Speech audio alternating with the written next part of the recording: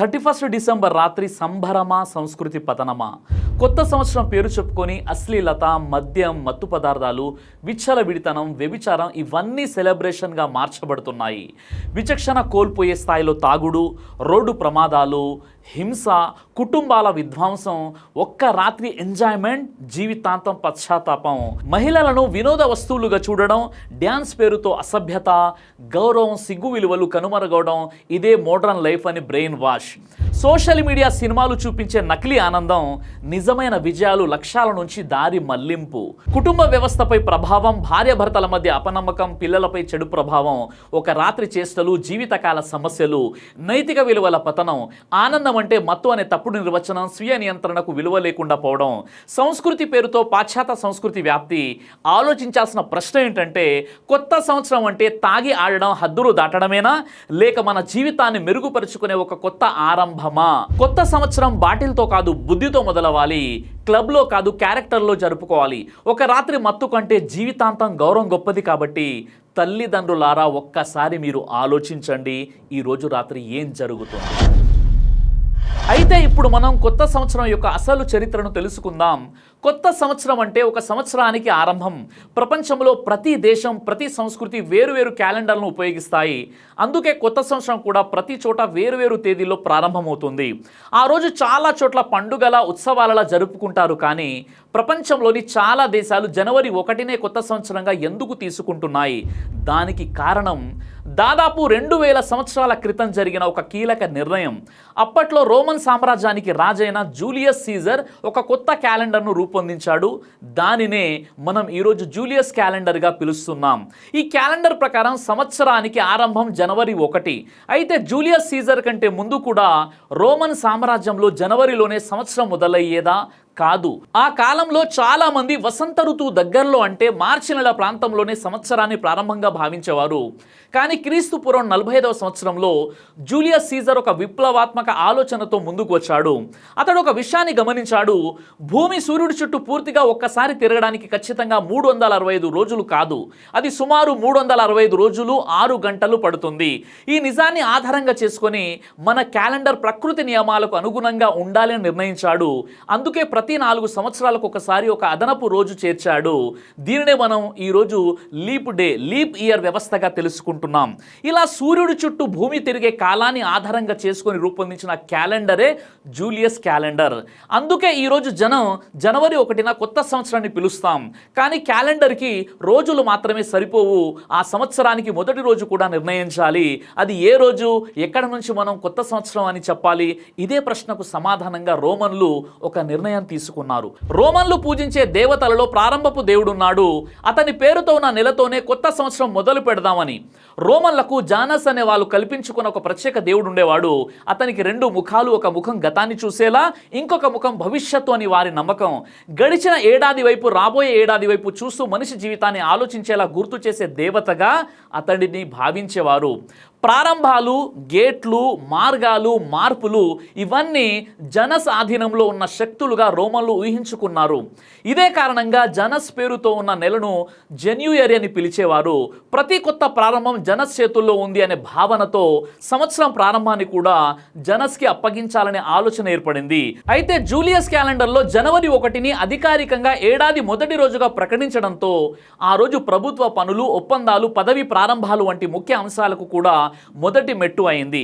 ఈ నిర్ణయం రోమన్ సామ్రాజ్యం విస్తరించిన కొద్దీ యూరప్ అంతటా వ్యాపించి జనవరి 1 ఒక పెద్ద సాంప్రదాయ తేదీగా అయ్యింది. కానీ చరిత్ర ఇక్కడితో ఆగలేదు. రోమన్ సామ్రాజ్యం బలహీనంగా మారి క్రైస్తవం ప్రభావం పెరుగుతున్న కొద్దీ అన్యమతపు ఆచారాలు అన్న పేరుతో చాలా సాంప్రదాయాలను మార్చడం మొదలైంది. జానస్ అనే బహుదేవతా సాంప్రదాయం ఆధారంగా ఉన్న జనవరి 1ని చాలా మంది క్రైస్తవ నాయకులు అనుమానంతో చూశారు. మనకు పవిత్రమైన తేదీ ఏది అన్న ప్రశ్నకు సమాధానంగా మార్చి 25వ తేదీ ఎన్నుకున్నారు. మార్చి 25ను క్రైస్తవ సాంప్రదాయాల ప్రకారం దేవదూత గాబ్రియల్ అంటే జిబ్రాయిల్ అలైహిస్సలాం, మేరీకి అంటే మరియం అలైహిస్సలాం గారికి ప్రత్యక్షమై యేసు జననం గురించి శుభవార్త చెప్పిన రోజు అని నమ్ముతారు. ఈ రోజునే నిజమైన ఆధ్యాత్మిక ప్రారంభమని చాలా క్రైస్తవ రాజ్యాలు భావించాయి. అందుకే కొన్ని శతాబ్దాల పాటు యూరోపియన్లు అనేక ప్రాంతాల్లో మార్చి 25నే కొత్త సంవత్సరం రోజు ప్రభుత్వ దస్తావేజుల్లో కూడా ఆ రోజునే సంవత్సరం మారేది. అయితే జూలియస్ క్యాలెండర్లో చిన్న లెక్కల పొరపాటు ఉండేది. ఆ పొరపాటు పొరపాటు వల్ల భూమి సూర్యుడి చుట్టూ తిరిగే అసలు కాలానికి ఆ క్యాలెండర్ సరిపోలేదు. కొన్ని సంవత్సరాలు గడిచే కొద్దీ తేదీలు వెనక్కి జారిపోవడం మొదలైంది. అందువల్ల క్రిస్మస్ కూడా అసలు సీజన్కి దూరమైపోతుంది. దీన్ని సరిచేయాలని క్యాథలిక్ చర్చి నిర్ణయించింది. ఆ విధంగా అప్పుడు 16వ శతాబ్దంలో పోప్ గ్రెగోరీ 13 ముందుకొచ్చి గ్రెగోరియన్ క్యాలెండర్ను ప్రవేశపెట్టాడు. భూమి సూర్యుడి చుట్టూ తిరిగే అసలు కాలానికి దగ్గరగా ఉండేలా సంవత్సరాన్ని కొంచెం కొత్తగా సర్దుబాటు చేశారు. అదే సమయంలో తిరిగి పురాతన రోమన్ల సాంప్రదాయాన్ని కూడా గుర్తు చేసుకున్నారు. జనవరి 1 ప్రారంభం అనే భావన క్రైస్తవ కంటెంట్తో కూడా ఈ తేదీ కనెక్ట్ చేసి జనవరి 1న కొత్త సంవత్సరం అధికారికంగా జరుపుకోవాలని నిర్ణయించారు. అలా చాలామంది క్రైస్తవ దేశాలు జనవరి 1కి మళ్ళీ తిరిగి వచ్చాయి. ఇక్కడ ఒక ముఖ్యమైన మలుపు ఉంది. అన్ని దేశాలు ఒకేసారి ఈ మార్పును అంగీకరించలేదు. క్యాథలిక్ చర్చిల ఆధిపత్యాన్ని అంగీకరించని ప్రొటెస్టెంట్ దేశం ఇంగ్లాండ్ చాలా కాలం గ్రెగోరియన్ క్యాలెండర్కి దూరంగానే ఉండిపోయింది. అధికారిక రికార్డుల ప్రకారం 18వ శతాబ్దం వరకు ఇంగ్లాండ్లో మార్చి 25నే కొత్త సంవత్సరం కోర్టు కేసులు, ఒప్పందాలు, రాజు తీర్మానాలు అన్నీ ఆ తేదీనే బేస్గా తీసుకుని రాసేవారు. తర్వాత 1752లో బ్రిటిష్ పార్లమెంట్ ఒక ముఖ్యమైన చట్టం చేసింది. ఇక మీదట మనం యూరోప్లో చాలా దేశాలు పాటిస్తున్న కొత్త క్యాలెండర్లు అంటే గ్రెగోరియన్ వ్యవస్థను అధికారికంగా అంగీకరిస్తున్నామని ప్రకటించింది. ఆ విధంగా ఈ చట్టంతో మొదటిసారిగా ఇంగ్లాండ్లో కూడా కొత్త సంవత్సరం జనవరి 1కి వచ్చేసింది. బ్రిటిష్ రాజ్యం ప్రపంచవ్యాప్తంగా విస్తరించడం వల్ల వారి క్యాలెండర్ కూడా కాలాలన్నింటిలోకి చేరింది. భారతదేశం అందులోనూ మన ప్రాంతాలు కూడా అదే గ్రెగోరియన్ వ్యవస్థను అధికారికంగా ఉపయోగించడం ప్రారంభించాయి. అందుకే ఈ రోజున భారతదేశం సహా ఎక్కువ దేశాల్లో ప్రభుత్వ క్యాలెండర్, బడ్జెట్, ఉద్యోగాలు, విద్యా సంవత్సరం ప్లాన్ ఎక్కువగా జనవరి 1 చుట్టూనే తిరుగుతున్నాయి. అయితే స్థానిక క్యాలెండర్లు ఉండొచ్చు, పండుగగా మరో రోజు నూతన సంవత్సరం జరుపుకోవచ్చు. కానీ అంతర్జాతీయంగా క్యాలెండర్ ప్రారంభం అంటే ఇప్పుడంతా జనవరి 1నే. మన దేశంలో కూడా గ్రెగోరియన్ క్యాలెండర్ ప్రకారం జనవరి 1నే అధికారిక సంవత్సరం ప్రారంభం కావడం వల్ల డిసెంబర్ 31 రాత్రే పెద్ద సంబరాలు జరుగుతున్నాయి.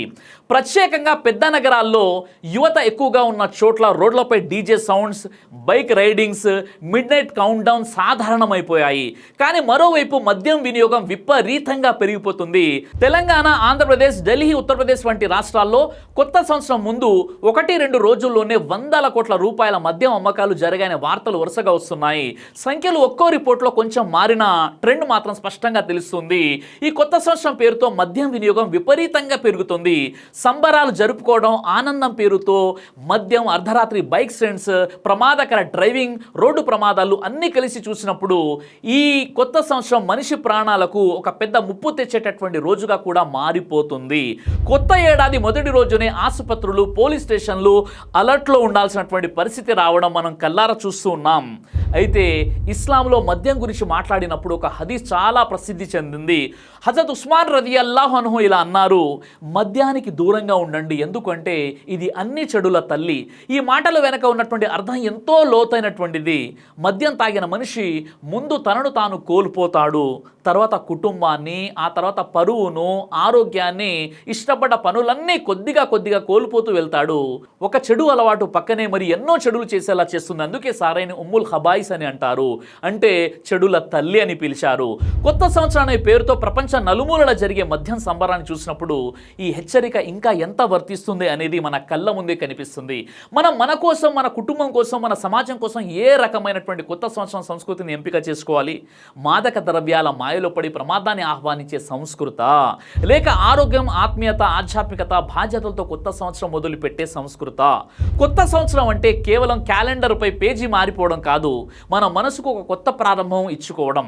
మనం గత సంవత్సరాన్ని దైవం చెప్పినట్లు గడిపామా లేదా, నైతికతతో జీవించామా లేదని చూసుకోవాలి. గత సంవత్సరం మనం ఎలా బ్రతికాం, ఏ తప్పులు చేశాం, ఎక్కడ పాడు అలవాట్లు పెంచుకున్నాం, ఎవరిని నొప్పించాం అనేది చూసుకోవాలి. ఇంకా భవిష్యత్తు వైపు ఏ మార్పులు చేయాలి, ఎలాంటి అలవాట్లు పెంపొందించాలి, ఏ బాధ్యతలు స్వీకరించాలి అని. కానీ ఈ ఒక్క రాత్రి 31 డిసెంబర్ ఎంతమంది మద్యం తాగుతున్నారు, మరి ఎంతమంది కొత్త తాగుబోతులుగా తయారవుతున్నారో తెలుసా?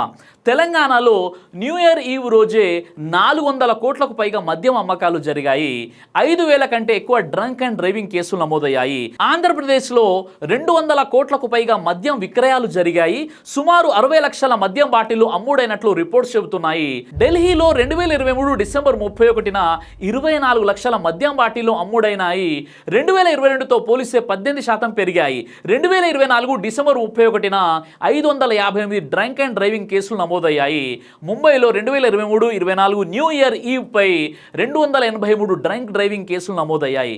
కాబట్టి ఈ ఒక్క రోజు 31 డిసెంబర్, ఈ ఒక్క రాత్రి మీరు మీ పిల్లలను అదుపులో పెట్టగలిగితే వాళ్ళు సంవత్సరం మొత్తం తాగుడికి, అశ్లీలానికి, పబ్ కల్చర్కు దూరంగా ఉండే అవకాశమే ఎక్కువగా ఉంది. ఎందుకంటే 31 డిసెంబర్ అనేది ఒక సాధారణ రోజు కాదు, అది చెడు అలవాట్లకు గేటు తెరుచుకునే రోజు.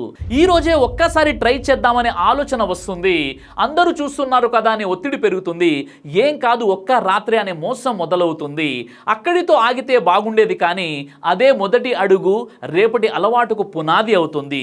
ఈ ఒక్కరోజు తండ్రి ఒక మాట, తల్లి ఒక హెచ్చరిక, కుటుంబం ఒక చూపు పిల్లల జీవితాన్ని తప్పుదారిలోకి వెళ్లకుండా ఆపగలదు. పిల్లలు చెడ్డవాళ్ళు కారు, కానీ చెడు వాతావరణం వారిని మెల్లగా మార్చేస్తుంది. అందుకే గుర్తుంచుకోండి, 31 డిసెంబర్ రాత్రి అదుపు అనేది 365 రోజుల రక్షణ. కొత్త సంవత్సరం బాటిల్తో కాదు, బుద్ధితో మొదలవ్వాలి. పబ్లో కాదు, క్యారెక్టర్తో జరుపుకోవాలి. మీ పిల్లల భవిష్యత్తు ఒక్క రాత్రి మత్తు కంటే 1000 రెట్లు విలువైనది. కాబట్టి తల్లిదండ్రులారా ఒక్కసారి ఆలోచించండి, ఈ ఒక్క రాత్రి మీ పిల్లల్ని అదుపు చేసుకుంటారా, లేక తాగుబోతులుగా తయారయ్యేందుకు మీరే వారిని దగ్గరుండి పంపిస్తారా? ఒక్కసారి మీరే నిర్ణయించుకోండి. ఈ అంశంపై మీ కామెంట్ ఏంటో కూడా నాకు తెలియచేయండి. దైవ ప్రవక్త ముహమ్మద్ సల్లల్లాహు అలైహి వసల్లం వారు తెలియజేశారు, కడుపుకు సంబంధించినటువంటి అన్ని రకాల వ్యాధులకు అద్భుతమైనటువంటి ఔషధం తల్బీనా. ఇది దైవ ప్రవక్త వారి సున్నత్, మంచి ఆహారం, ఇమ్యూనిటీ బూస్టర్, ఇందులో షిఫా ఉంది. ఇది మంచి ఔషధంగా కూడా పనిచేస్తుంది. కాబట్టి పిల్లలు అయినా పెద్దలు అయినా ఎవరైనా దీనిని ఉపయోగించవచ్చు. అలాగే ఖురాన్లో దైవం తెలియజేశాడు, తేనెలో మీకు స్వస్థత ఉంది అని. కాబట్టి స్వచ్ఛమైనటువంటి ఫారెస్ట్ హనీ కోసం మీరు సంప్రదించండి. అలాగే పురుషుల కోసం ప్రత్యేకంగా తయారు చేయబడినటువంటి షాహీ హల్వా, ఇది లైంగిక సమస్యలను దూరం చేసి శృంగార సామర్థ్యాన్ని పెంచుతుంది, మీ దాంపత్య జీవితంలో మంచి అనుభూతినిస్తుంది. ఇందులో ఎలాంటి సైడ్ ఎఫెక్ట్స్ లేవు. ఇది కంప్లీట్గా హెర్బల్ ప్రొడక్ట్స్తో తయారు చేయబడినటువంటిది. కాబట్టి స్క్రీన్పై కనిపిస్తున్నటువంటి ఈ నెంబర్స్కి కాల్ చేసి మీరు ఇప్పుడే ఈ ప్రొడక్ట్స్ని ఆర్డర్ చేసుకోవచ్చు. కొరియర్ ఫెసిలిటీ కూడా ఉంది. ఆలస్యం ఎందుకు, వెంటనే ఆర్డర్ చేయండి.